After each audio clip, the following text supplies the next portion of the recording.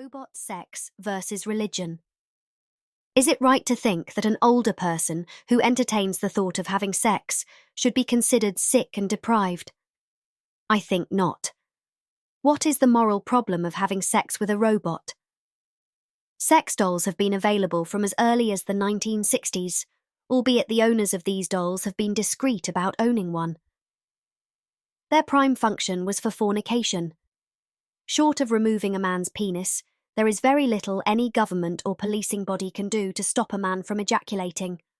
Why do we masturbate? The answer to that question is hormones. Hormones build up pressure and ejaculation relieves that pressure. The ejaculatory system in a man is independent of the sperm and semen system. A man who has had a vasectomy can still experience an orgasm. Women only have one spot for them to achieve an orgasm, the clitoris. In some countries, the religion that is followed in that country demands that a woman has her clitoris cut out so that she stays faithful to her husband. What a load of absolute BS. How would you as a man like to go through the rest of your married life unable to release your hormone build-up? No matter how long or how hard you masturbate, the result will always be predetermined. Nothing will be felt. Nothing at all. Be advised that these religions are all made by men for the convenience of men. Do you know of any religions that have been created by women? Many women stuck in these sorts of environments try to commit suicide. If they are caught by their husband trying to end their lives, they are swiftly taken out and beheaded because the God they follow has secretly whispered in their ears at night, when they are deep in sleep, that suicide is a sin. But mutilating the woman's only sexual release button is okay. What cave did you crawl out of? You don't want to be mixing religion with sexual activities. In one of the more popular religions, the written word is that you should only use the penis and the vagina to make babies. You are not allowed to go around willy-nilly every day performing random acts of sex. My question to God is this. If the penis and vagina were given to man and woman to procreate and not for enjoyment, then why did you make an orgasm feel so good? And why did you create a clitoris? And while I'm in question mode, tell me why you made women smell like an unattended lolly shop, if you wanted men to find them undesirable. So, what was God's deal for giving humans hormones? In the one hand, he offers you a lolly, and in the other, he gives you an STD. I'm telling you, Lord, you need to brush up on your reward system. In church, I'm told that if I touch myself down under that, I'm a sinner and will go straight to hell for eternity. Once I got used to the heat, I don't think I'd be too bothered. Still, it's okay for the priest at the pulpit to have a bit of young flesh. Please explain. If God is so against people having casual sex, then why hasn't he closed all the adult shops?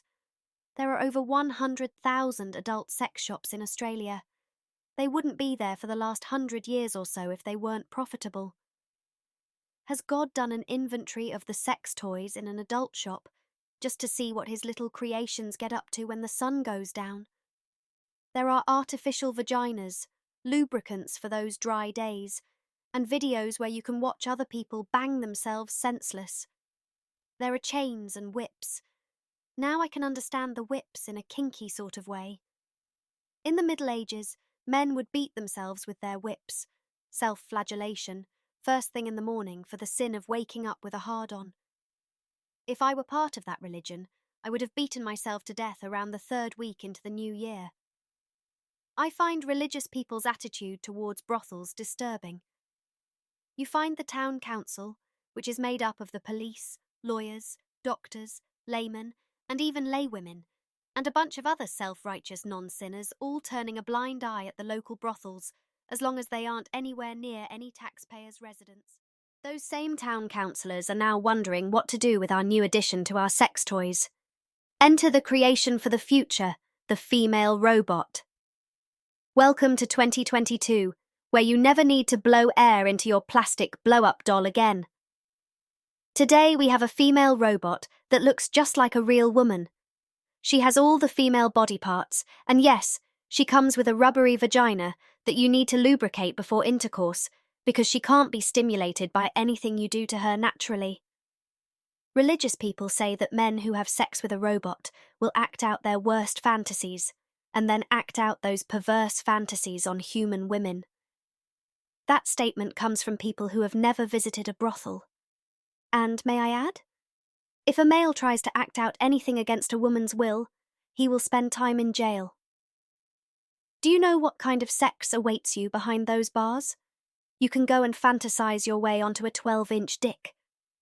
What is the moral problem with having sex with a robot? It's not alive. It's made with a metal frame and silicone for skin. It shouldn't matter if you have sex with your robot, because you're already going to hell for spending your formative years masturbating into and onto everything that couldn't get away quickly enough. When you have sex with a human woman, you share each other's thoughts. A robot gets its thoughts from a source other than itself, like the internet and apps. At the moment, the robot can't have thoughts for itself. Is the robot simply an extension of man's fantasy world? She can cook, clean, and allow him to masturbate into her rubbery vagina. Some people think sex with a robot goes against the purpose of God inventing marriage. Look at it this way. You've already visited an adult shop and purchased a few sex toys to brighten up your sex life. By the way, you'll be going to hell for that, so why not throw in sex with a robot? You can't burn twice. Those people who condemn you for your sex choices are in the same queue at the back door to the brothel. Another issue religious people have with sex with a robot subject is that such activity will turn you into a deviant, wanting to have sex with everything that has a pulse. They are talking about my early teen years, but we had no robots then, or maybe I would have given one a poke. Religious people think sex with a robot will make you empathetic, a lot they know. Do they really think when I was a young, horny teen that I cared what the girl thought of me? I just wanted to release the pressure that all my perving had got me into. Religious people say that sex with a robot will cause you to have a moral breakdown, and you will want to have sex with children. Those religious people have some real problems with all this imagining.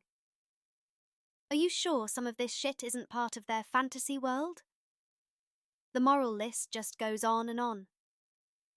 Religious people say when robots become mainstream, they will erode the intimacy between couples. They seem to ignore that 50% of marriages fail. Where did their intimacy go? Another religious excuse for why sex is bad for you, says Dr. Trudy Barber, an expert on the effects of technology, is that sex between couples will be saved for special occasions, whereas sex with a robot will be 24/7. By the way, so are prostitutes. I wonder where and how this good doctor gathered her findings on the subject. Sex between humans can be a headache, and that might be the reason they're not having sex. Wouldn't it be better for you, male and female, when you're feeling a bit frisky and your partner has suddenly turned as cold as the fridge, for you to go off with your robot companion, have a satisfying session, then get on with your day feeling relieved and happy? If a man or woman isn't available for whatever you are after, maybe a stimulating conversation, a cuddle, or you might be in the mood for a quick shag, then perhaps a sex toy like a robot companion might just be the ticket. Who knows? If you're off with your robot companion, sharing moments of lovemaking, you just might be too busy to be off hurting other human beings. I have nothing against people wanting to tag themselves with religious dogma. Just don't come knocking on my door expecting me to join in. Join Don and me at our website www.billabongvalleypublications.com.au. Once there, you will find books you can purchase and then download the audio or PDF version. You can even stop and read one of the 40 videos about Don's female robot companion. Purchase our book, I Bought a Female Robot Companion, and learn what it's like living with a robot as a friend. Bye for now. Emma.